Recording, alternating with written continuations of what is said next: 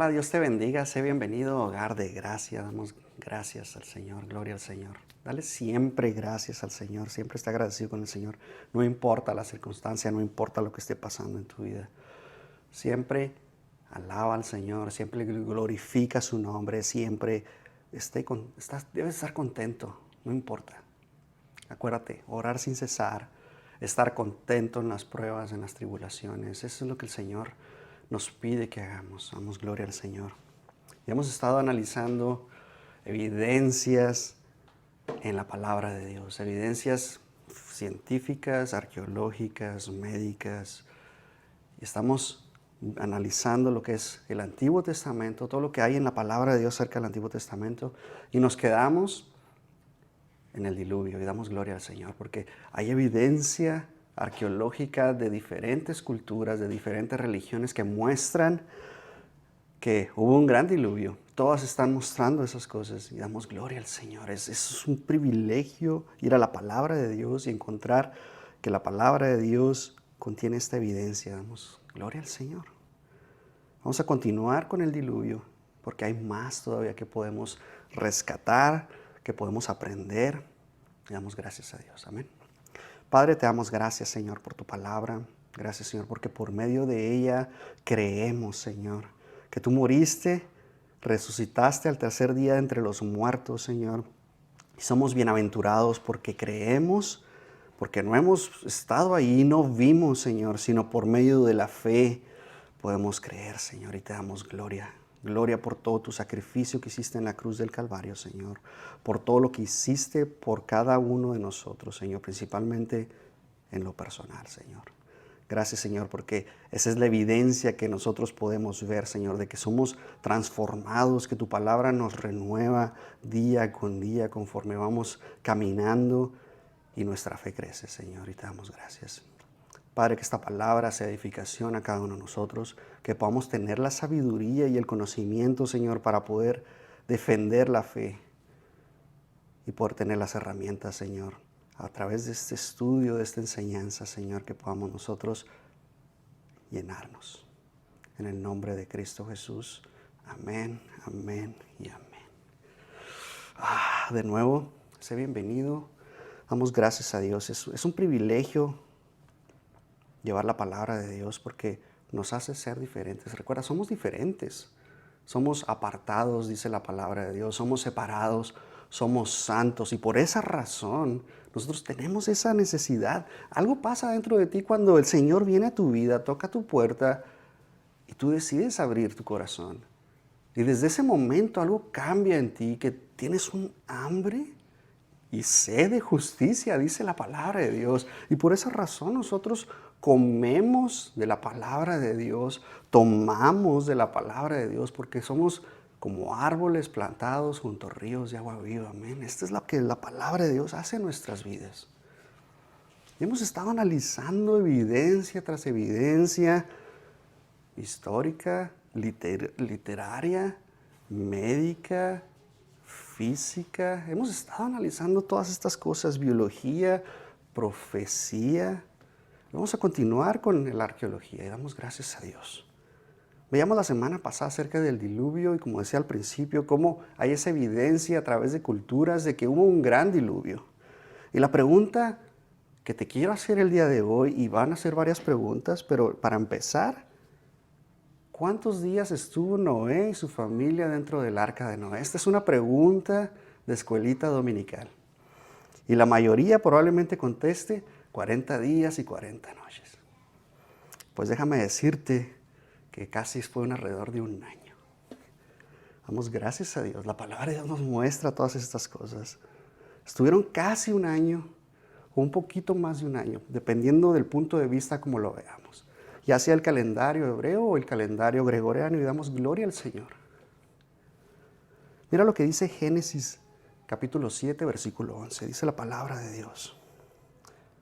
El año 600 de la vida de Noé, en el segundo mes, a los 17 días del mes. Aquel día fueron rotas todas las fuentes del grande abismo y las cataratas de los cielos fueron abiertas. y hubo lluvia sobre la tierra 40 días y 40 noches. Entonces, ¿qué nos está diciendo la palabra de Dios? Que cuando Noé tenía 600 años de vida, al mes segundo, a los 27 días del mes, se abrieron. A los 17 días, del mes, se abrieron las cataratas, se abrió el abismo y empezó a llover. Y te voy a llevar a Génesis 8, mira lo que dice Génesis 8. Y se acordó Dios de Noé, y de todos los animales y de todas las bestias que estaban con él en el arca. E hizo pasar Dios un viento sobre la tierra y disminuyeron las aguas y se cerraron las fuentes del abismo y las cataratas de los cielos. Y la lluvia de los cielos fue detenida y las aguas decrecían gradualmente sobre la tierra. Y se retiraron las aguas al cabo de 150 días. Y reposó el arca en el mes séptimo a los 17 días del mes sobre los montes de Ararat.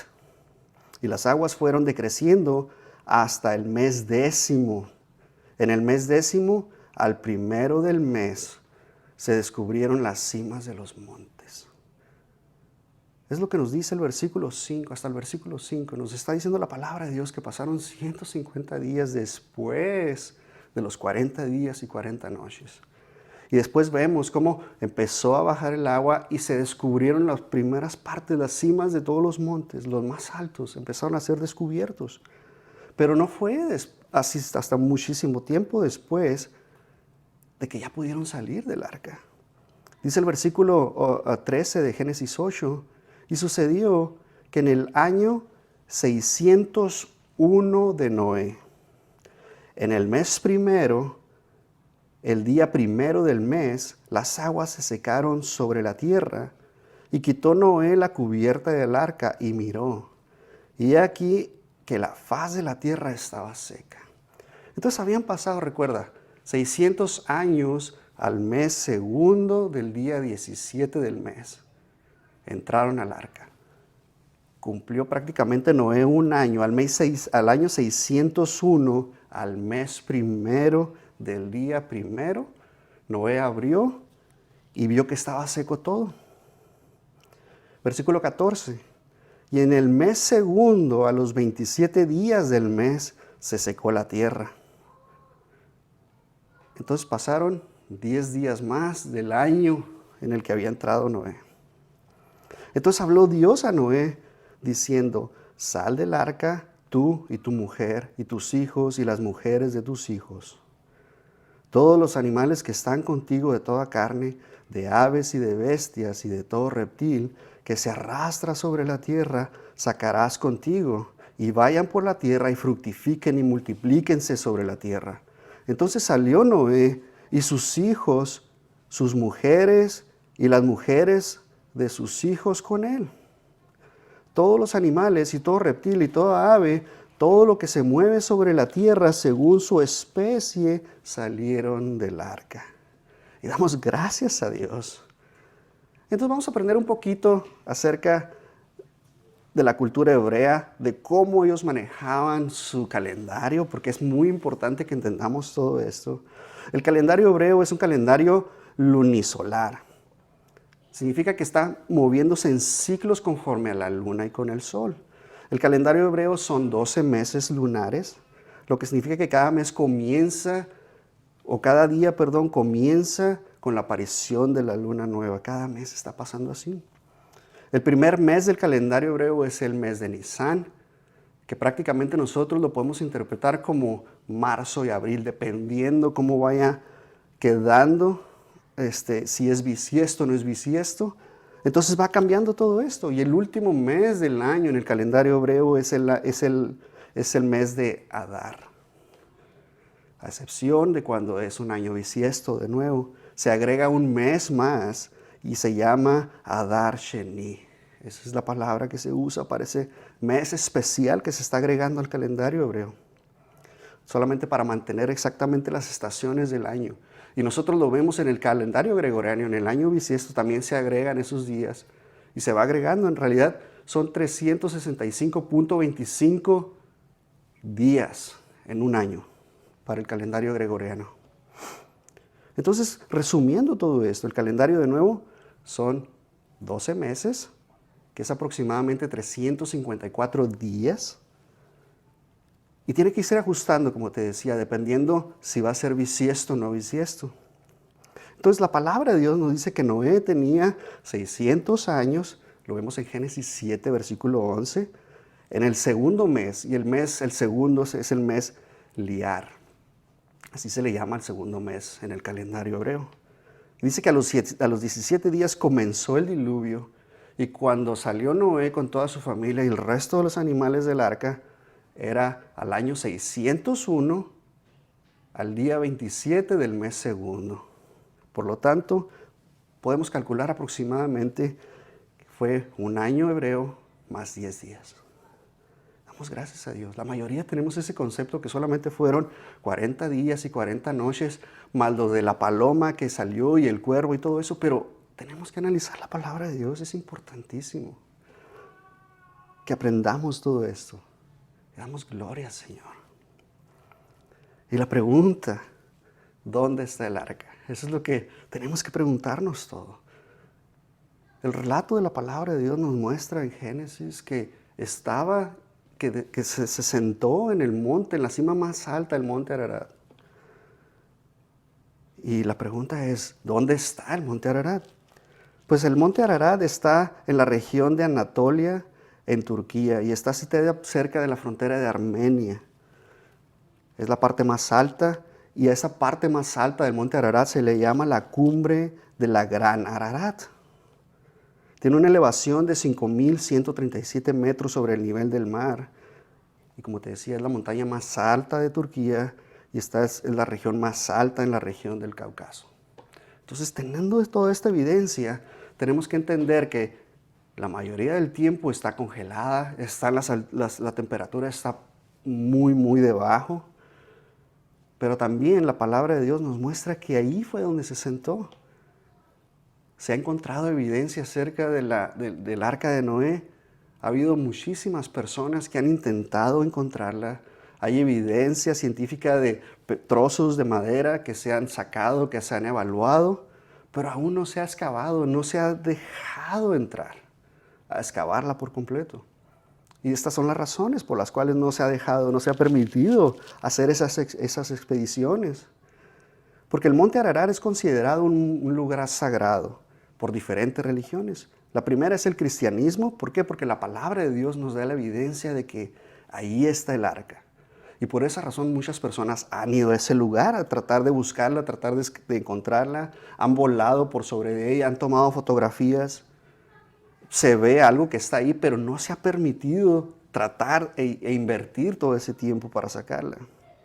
El Islam nos dice que el monte Ararat se considera uno de los lugares sagrados. ¿Por qué? Porque el profeta Noé, que se conoce en árabe como Nuh, N-U-H, desembarcó después del diluvio en esa parte. El judaísmo nos muestra también. ¿Por qué? Porque lo vemos en el Pentateuco, lo vemos en la palabra de Dios. No tiene un lugar religioso como tal, pero se considera sagrado. ¿Por qué? Porque Noé y su familia descendieron después del diluvio. El zoroastraísmo nos muestra que el monte Ararat se considera también sagrado porque ahí es donde habita el dios Ahura Mazda. La mitología armenia nos muestra que el monte Ararat también es sagrado porque es un símbolo patrio para los armenios. Entonces hay tantas cosas y hay tanto que nosotros tenemos que empezar a investigar. En 1948, Edwin Green Wingald presentó partes de un barco o partes de madera petrificada que se encontraron ahí que él fue y sacó. Y podemos encontrar de esa manera persona tras persona que ha ido, ha encontrado algo, pero simplemente la ciencia lo ha debatido, ha estado en contra de todas estas cosas. ¿Por qué? Porque sería revelar que la palabra de Dios efectivamente es la verdad. La anomalía de Ararat es un objeto que fue detectado por primera vez por imágenes satelitales en el monte Ararat en 1974. Este objeto fue identificado como una posible estructura. Y si tú ves las imágenes, tienes que ir a buscar. Gracias a Dios tenemos la tecnología que nos permite ir a ver las imágenes. Puedes ver videos en YouTube, puedes ponerlo ahí en Google y poder buscar. Y tú solamente teclea esto y vas a encontrar esas fotos, las vas a ver. Y la verdad es que se ven las imágenes tal cual. En 1974. Obviamente las imágenes no son de buena calidad como lo tenemos ahora, pero yo te invito a que vayas e investigues por tu propia cuenta. Es interesante ver todo esto, ver los objetos, ver la estructura, cómo se ve. Solamente vea la palabra de Dios, lo que nos dice. Te da las medidas exactas de las dimensiones de la palabra, del arca, perdón. En 1956, un alpinista francés, se llama Fernand Narva, encontró, y escribe él cómo encontró todo esto y da detalle de lo que encontró. De nuevo, lamentablemente, los científicos tratan de debatir todo esto y esto que encontró dice que data de una antigüedad de aproximadamente 5,000 años. Es un pedazo, es una tabla y es una madera que ya estaba tallada. Entonces, vayamos a la palabra de Dios para que podamos encontrar exactamente lo que te quiero platicar. Pero yo creo que la evidencia más clara que podemos tener, y es en el siglo XXI, y déjame te llevo rápidamente a lo que estaba investigando porque es impresionante. Y muchas de las veces decimos que la tecnología o la ciencia viene y debate la existencia de Dios.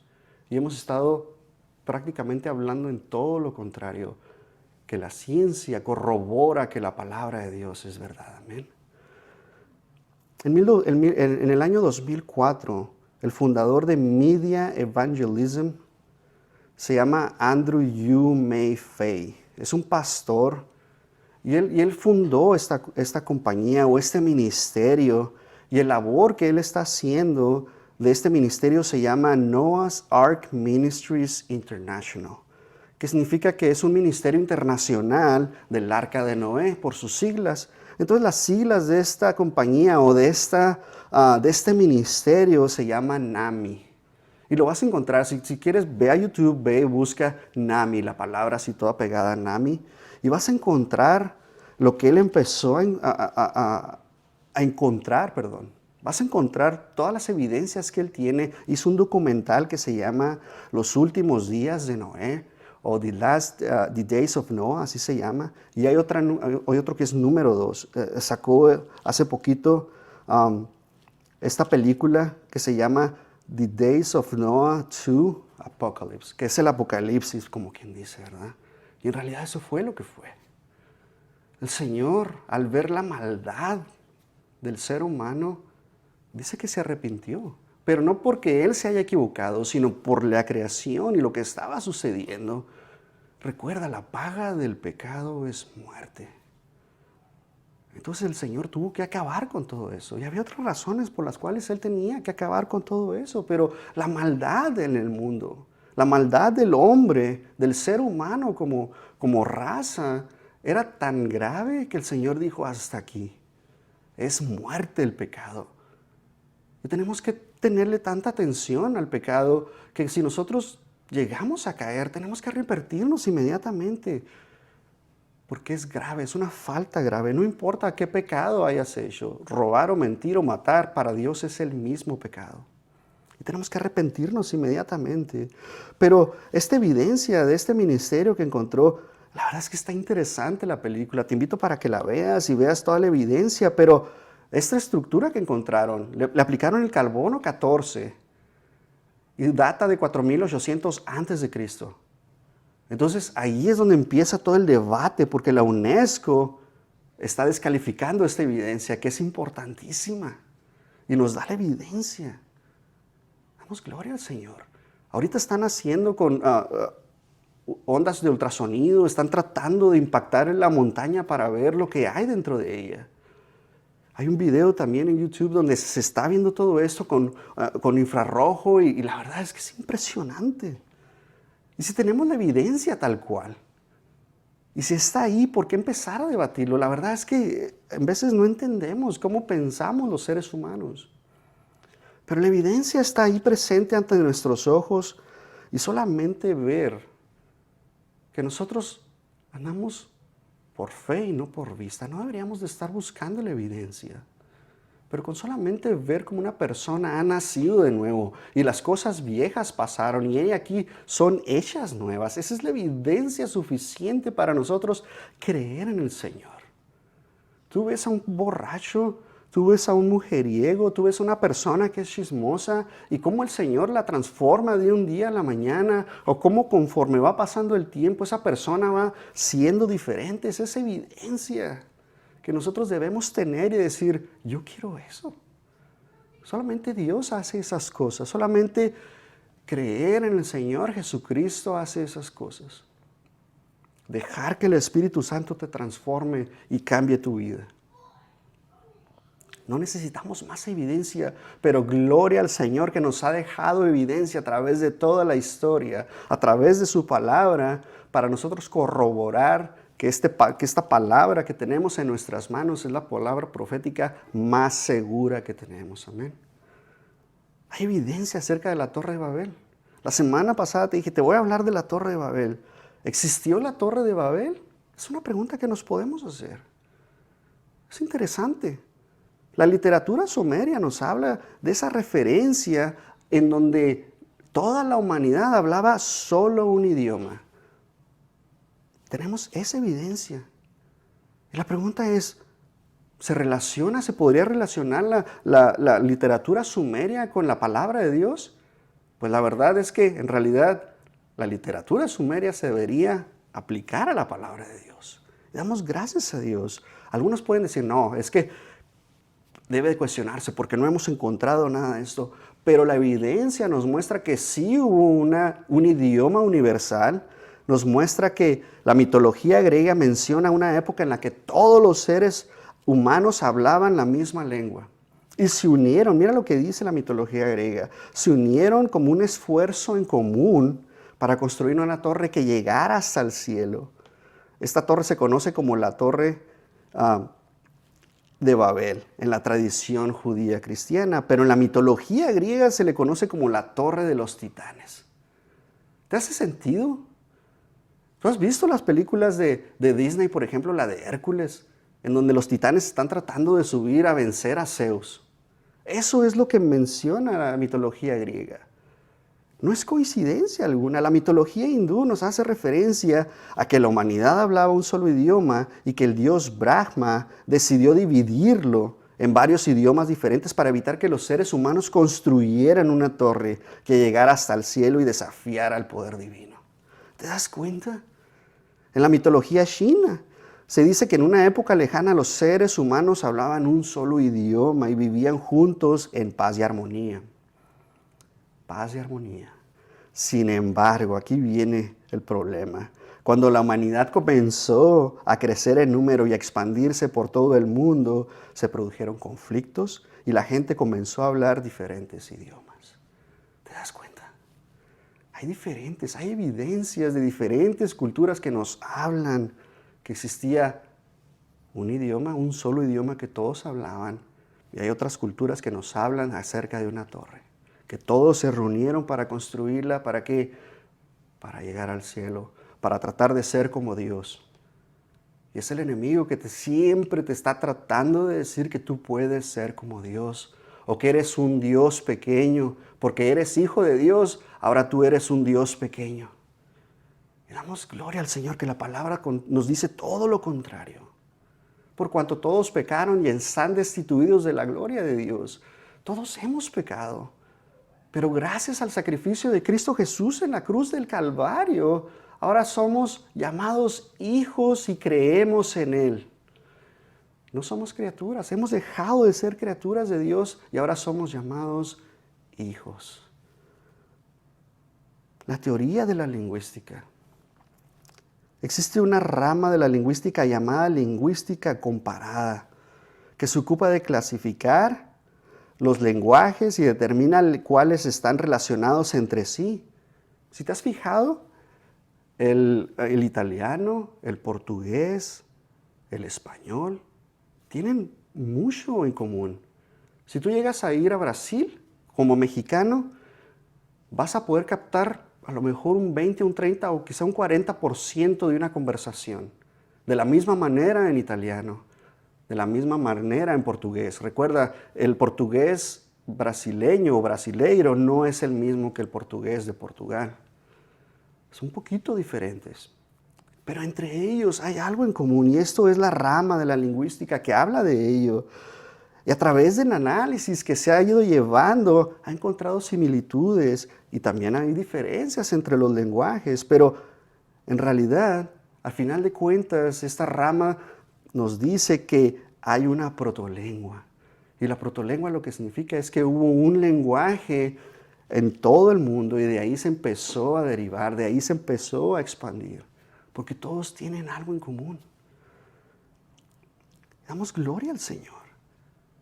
No te estoy diciendo que hay evidencia física de la Torre de Babel como tal, porque no se ha encontrado aún. Probablemente la vayamos a encontrar. Pero nos habla de que hubo un lenguaje, pero la palabra de Dios no se queda ahí. Y es lo precioso de esto. El fundador de la tercera dinastía de Ur, el rey de Mesopotamia, Ur-Nammu, nos muestra y nos dice que hubo un periodo en la historia entre el año 2112 y 2095 a.C. que hubo unas construcciones. Nos muestra logros, hay leyes, hay cosas que se establecieron, estructuras físicas que podemos ver todavía. Hubo varios templos, hubo varios palacios, pero el más famoso de ellos es un Sigurat de Ur. Ese es el más famoso de ellos. Y nos muestra que ahí adoraban. Y los arqueólogos han revelado la existencia de estos Sigurats, que eran templos o torres que se construyeron en la antigua Mesopotamia, incluyendo en la ciudad de Ur. Estas estructuras eran importantes, como te decía, para el culto, para la adoración que ellos tenían. Y se han encontrado estas evidencias arqueológicas que también, lo mejor de todo es que se han encontrado estas tabletas de barro y se conocen como la inscripción de la maldición de Akkad. Esta tabla o esta tableta no menciona específicamente a la Torre de Babel, pero sí menciona y está relacionada con la palabra de Dios. Hay similitudes a través de la historia y específicamente en esto, donde se reunieron los mesopotámicos para construir estas torres. Son torres inmensas, son torres gigantescas los sigurats. Vea la palabra de Dios, busca evidencia. Es nuestra responsabilidad nosotros buscar la evidencia. Tu intención siempre debe ser buscar al Señor Jesús en toda la palabra de Dios. Recuerda, lo vas a encontrar desde Génesis hasta Apocalipsis. Pero la pregunta que nos podemos hacer el día de hoy es, ¿cómo pudo Moisés saber todas estas cosas? Porque Moisés fue el escritor de la Torá, de los primeros 5 libros del Antiguo Testamento. Él fue el que lo escribió. Moisés fue elegido por Dios como el líder de los hebreos para sacarlos de la esclavitud de Egipto. El Señor lo escogió a él, de una manera lo salvó. ¿Para qué? Para que él fuera el escogido por Dios para sacar al pueblo de Israel. Él escribió estos 5 libros. Una de las teorías, podemos poner muchas cosas. La número 1 que debemos de poner es que el Espíritu Santo habló a Moisés para escribir todo este relato. Porque Moisés no estuvo cuando fue la creación, cuando Dios en el principio creó los cielos y la tierra. No estuvo presente cuando creó a los animales, cuando estaba detalladamente Dios creando todas estas cosas. No estuvo presente cuando Dios sopló aliento de vida a Adán y de la costilla, como dice la palabra de Dios, sacó a Eva para que fuera su ayuda idónea. No estuvo presente ni siquiera cuando fue engañada Eva. ¿Cómo supo Moisés todas estas cosas? Solamente por medio del Espíritu Santo. podemos decir, bueno, a lo mejor alguien le dijo todas estas cosas, pero esa historia que se va pasando de generación en generación, escritos que deben de estar por ahí, si esta es una de las teorías. Pero sabemos que toda la escritura es inspirada por Dios, dice Timoteo. Dice Pablo a Timoteo, toda la escritura es inspirada por Dios y es útil para enseñar, para redarguir, para corregir, para instruir en justicia, a fin de que todo hombre sea perfecto. La palabra de Dios nos va haciendo perfectos. Recuerda, no somos perfectos, pero vamos caminando a la perfección. Solamente por medio de Cristo Jesús en nuestro corazón. Damos gloria a Dios. Hay evidencia de Sodoma y Gomorra. Muchas anteriormente decían, no, es que eso es un mito, nunca existió. Pero la evidencia arqueológica nos muestra que estas ciudades que se mencionan en la palabra de Dios en el Génesis existieron. Damos gracias a Dios. Se han descubierto estos restos arqueológicos en varias ciudades, en la región del Mar Muerto, incluyendo las ciudades de Sodoma y Gomorra, así como Adán, Soboim, Bela y también conocida como Zoar. Entonces, estas ciudades se mencionan en el Génesis. Damos gracias a Dios, porque podemos ver la evidencia de que esas ciudades existieron y están los restos todavía. Nos proporciona la evidencia de que estuvieron ahí y además se ha detectado que eran centros importantes tanto de comercio para actividad económica de la región donde se encontraban, así tal cual lo describe la palabra de Dios. Recuerda, cuando Abraham le dice a Lot, escoge donde tú quieras, a Lot le llamó la atención ese lugar que era precioso y él decidió irse a ese lugar. Estaba muy cerca, a las afueras de Sodoma y Gomorra. Damos gloria a Dios. Vimos hace 2 semanas cómo Abraham fue y sacó o rescató a su sobrino. Y vemos cómo esos reyes fueron destruidos y la verdad es que la palabra de Dios se va entrelazando. Damos gracias a Dios. Tenemos que ser conscientes que como lo muestra la palabra de Dios, nos data, nos dice que hubo fuego que cayó del cielo, que hubo azufre que cayó del cielo. ¿Qué puede causar estas cosas? Un volcán, por ejemplo. Y muchos dicen, sí, pues fue un volcán, algo que sucedió, pero de acuerdo a como lo relata la palabra de Dios, diciendo, yo voy a castigar, voy a destruir. Y sucede tal cual como lo relata la palabra de Dios. Sí, Dios pudo haber usado ese volcán para que erupcionara, para que hiciera erupción, perdón. Damos gloria a Dios. Se ha descubierto en la región del Mar Muerto depósitos de asfalto, de betún. Estos materiales pueden arder a altas temperaturas y liberar gases tóxicos. Entonces, eso lo muestra la palabra de Dios. O sea, sabemos específicamente que sí existieron Sodoma y Gomorra. ¿Existió Jericó? Esa Jericó en el cual Dios le dice a Josué que la recorra y que marche alrededor de ella un día a la vez. Y en el séptimo día, en el séptimo día que lo haga 7 veces. Y al final griten con voz de júbilo, con voz de guerra, con voz de mando. Y caen esos muros de Jericó. Es una ciudad antigua que está cerca del valle del río Jordán, cerca del Mar Muerto, lo que hoy se conoce como Cisjordania. Y es famosa porque su muro muestra en la historia, en la palabra de Dios y cómo Josué ordenó, ¿verdad? Cómo Dios le ordenó a Josué dar esas vueltas. Estaban, como te decía, recorriéndolo 7 veces, cada día. Tenemos esa evidencia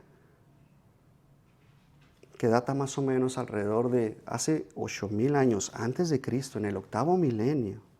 Aproximadamente en la Edad de Bronce, en el año 3300 y 1100, más o menos en esas fechas, estaba una ciudad fortificada de pared de piedra y lodo, de casi 5 metros de alto y 2 metros de ancho. ¿Te puedes imaginar?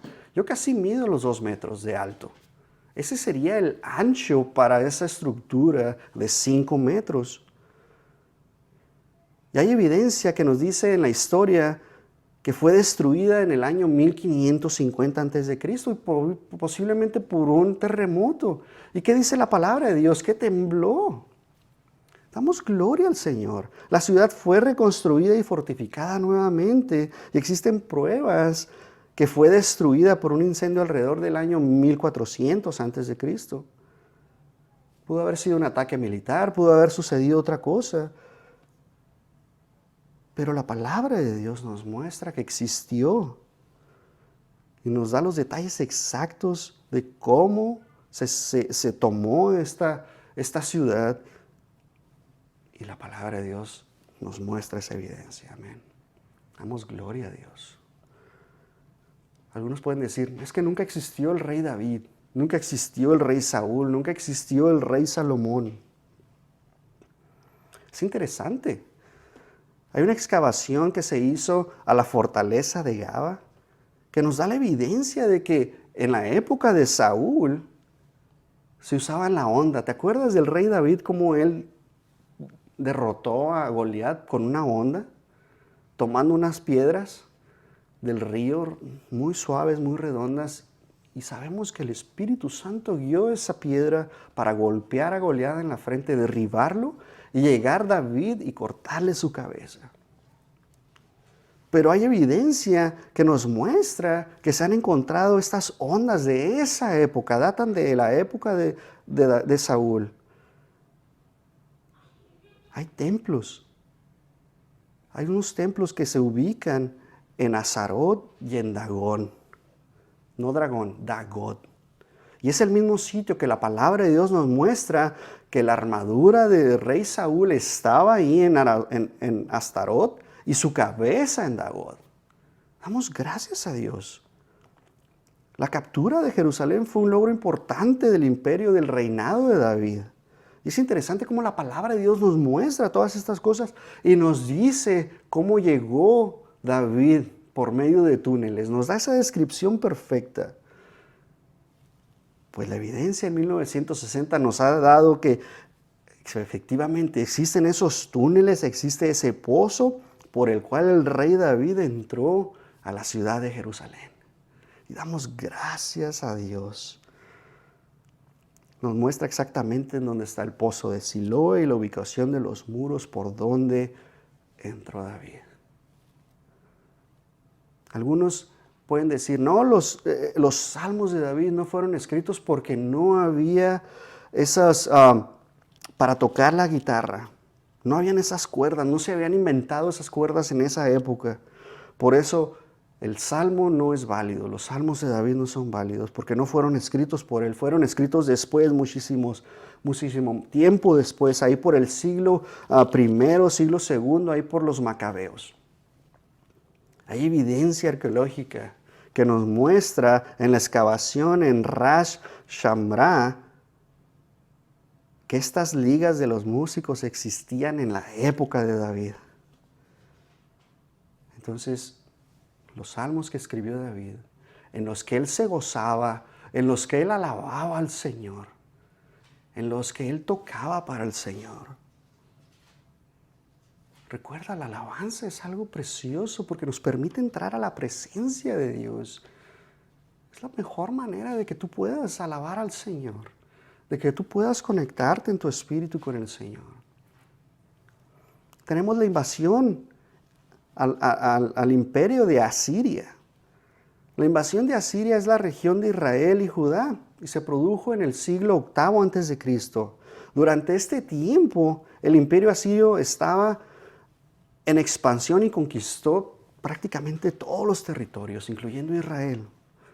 Y la palabra de Dios nos muestra que al norte de Israel fue conquistado por los asirios en el año 722. Y después Judá en el año 701, cuando cayó el rey asirio Sanaquerib. La palabra de Dios nos muestra estas cosas. Pero mira lo que dice en la palabra de Dios. Isaías, Jeremías profetizaron estas cosas. Lo vemos en Reyes, en el libro de Reyes, vemos cómo fue la conquista y cómo sucedió. Y hay tablillas de arcilla y sellos que nos proporcionan la evidencia de que sucedió esta invasión. De nuevo la historia que está en la palabra de Dios. Recuerda, la palabra de Dios es historia y es para nuestra edificación. Hay promesas para nosotros que son para nosotros. Tenemos que ir a tomarlas, pero tener el conocimiento de cuáles son esas promesas que Dios tiene para nosotros. La destrucción de Tiro. El rey Tiro nos muestra en la palabra de Dios que es algo interesante, porque Nabucodonosor era el que estaba reinando y destruyó la ciudad en el siglo VI antes de Cristo, pero no cumplió la profecía de Ezequiel como se había establecido, como Ezequiel había dado. Y podríamos decir, no, ya falló la palabra de Dios porque no se cumplió esta profecía. Porque la profecía hablaba de que se iba a destruir por completo. Pero mira lo que sucede años después, 2 siglos después para ser exactos. Alejandro el Grande utilizó los restos de la ciudad para construir un camino hacia la isla en la que los habitantes de Tiro se habían refugiado y arrojó al mar, porque esa era la profecía de Ezequiel, que las ruinas se iban a arrojar al mar. Y viene Alejandro el Grande, Alejandro Magno, y viene y hace estas cosas. Y se cumple la palabra de Dios. Damos gracias a Dios. Hay tantas cosas que podemos seguir y seguir. El cautiverio. Tanto Ezequiel como Jeremías profetizaron el cautiverio. Hablaron exactamente de lo que iba a pasar. Vemos a Daniel. Y yo no sé si te acuerdes del nombre de Daniel que se le puso por medio de los babilonios. Su nombre era Belsasar. Y la palabra de Dios nos muestra a través de la historia babilónica. Ahora vamos a ir a los babilonios. Nos da un registro de que había un rey llamado Belsasar, que se encontraba en una tableta cuneiforme que hace referencia a un gobernador llamado Belsasar. ¿No le das gloria a Dios? Solamente ver cómo la palabra de Dios se va cumpliendo. Y cómo, recuerda, Él fue el mejor de todos, porque lo propuso en su corazón. Así nosotros debemos proponer en nuestro corazón, agradar a Dios con todo lo que hacemos, con todo lo que somos, con todo nuestro ser. Recuerda, dice la palabra de Dios, ama al Señor con todo tu ser, con toda tu mente, con toda tu alma, con todas tus fuerzas. Ama al Señor. Damos gloria a Dios. Hay un edicto que el rey Ciro hizo. Está en el libro de Esdras en el Antiguo Testamento, que permitió a los judíos exiliados salir. Pero el profeta Isaías lo profetizó en Isaías 44. Él habla de cómo Ciro iba a ser el ungido de Dios para liberar al pueblo. Y no solamente nada más al pueblo, sino a todos los que estaban ahí. En 1879 se descubrió un cilindro de arcilla en Babilonia con la inscripción que se conoce como el cilindro de Ciro. Este cilindro confirma el relato de la palabra de Dios como el edicto de Ciro y su política de permitir que los pueblos exiliados regresaran a sus hogares y practicaran su religión. ¿Te das cuenta? De nuevo, la evidencia arqueológica nos da el sustento de que la palabra de Dios es la verdad, que es absoluta y no va a cambiar. Ve a la palabra de Dios, investiga las palabras para que tú te des cuenta qué tan rico es comer de la palabra de Dios. Damos gloria al Señor. Hay tantas cosas. Hay evidencia en el nuevo pacto. Hemos analizado todo lo que el Señor hizo. Hemos analizado cómo los libros de la palabra de Dios, los evangelios se corroboran. ¿Por qué? Porque hay más de 3.500 manuscritos escritos que podemos ir y revisar y analizarlos. Hay evidencia de personas que están completamente negadas a la palabra de Dios, a la existencia de Dios, y aún así confirman los eventos que sucedieron en la crucifixión. No necesitas evidencia alguna para creer, porque el Señor vino a este mundo, Dios lo envió para que nosotros creyéramos en Él, y si tú crees en Él, obtengas la vida eterna. Si no crees en Él, está la condena. ¿Por qué? Porque amas más al mundo. Pero si tú amas más a Dios, si tú crees con todo tu corazón que Cristo murió y resucitó de entre los muertos al tercer día, y tú lo confiesas con tu boca, serás salvo, dice la palabra de Dios. Así que cree en el Señor Jesucristo, que Él ha hecho todo. Él se entregó a sí mismo por ti y por mí, derramando toda su sangre en la cruz del Calvario, para que creyéramos en Él. Somos bienaventurados por creer. Tenemos escúchame bien, no estés buscando convertirte en un judío, porque es mejor creer en el Señor Jesucristo en este tiempo, porque si tú estás siendo un judío, que quieres ser un judío, la verdad es que tú no quieres estar en la tribulación. Cree en el Señor con todo tu corazón, dándole gloria al Señor. Amén. Padre, te damos gracias, Señor. Gracias, Señor, por tu palabra, Señor. Gracias, Señor, porque tú sigues llenándonos y nos sigues mostrando una y otra vez que tu palabra es verdad, Señor. Porque tú lo estableciste de esta manera y eres el único que nos ha dicho estas palabras, Señor, que cambian. Porque tú eres el camino, la verdad y la vida, Señor. Y nadie, absolutamente nadie va al Padre si no es por medio de ti. Solamente te damos gracias, Señor, porque por medio de ti, Señor, conocemos que tú eres la verdad, porque tu palabra es verdad y que por medio de ti podemos conocer al Padre, Señor. Y te damos gracias. Señor, que tu palabra siga transformando nuestras vidas, siga transformando nuestra mente que está corrompida por el mundo, porque cada vez el mundo está tratando de destruir nuestra mente, Señor, por lo que vemos, lo que oímos, lo que comemos. Ayúdanos, Señor, a poder satisfacer, Señor, lo que tú pides de nosotros, Señor, ser obedientes a ti. Y te damos gracias, Señor, en el nombre de Cristo Jesús. Amén, amén y amén. Dios te bendiga.